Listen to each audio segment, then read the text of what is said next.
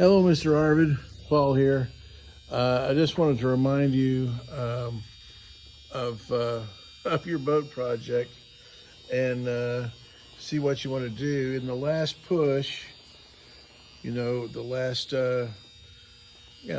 push for progress, we finished installing. We installed all your battens. Sorry, I can't.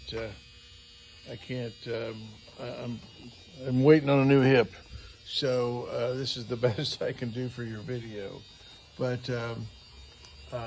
you know, you've got all new frames now and all new battens, and so the next push would be installing. Well, actually, the next push would be making your replacement planks. We would, of course, use these planks as patterns, but we would make new planks for you, get them steamed and ready to place them. That would take about a week now, which when we started the project was about a $3,000 bill, but now a week is no longer $3,000. A week is going to be $5,000. No, excuse me, $800 a day. So a week is going to be $4,000, and plus materials. So I'd like to know what you'd like to do next. If you want to continue to store, you know, that's not our first choice, but if you want to do that, that's okay.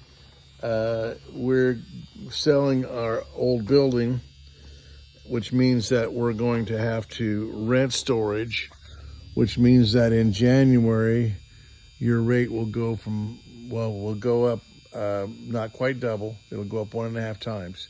So, per month.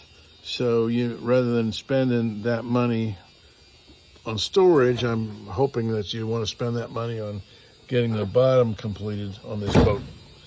We are doing another Coronado at this time, and bottoms, when done continuously, are running about $17.50 a foot. So subtract, to get your bottom done, subtract that, you know, make $17.50 times 21 feet and subtract off what we've already completed, and you'll get an idea of what it's going to take to complete the bottom on your boat, and then we'll look at what it's going to take to go further. So anyway, I just wanted to give you an update on it so that we can be talking about what you want to do next. Thank you.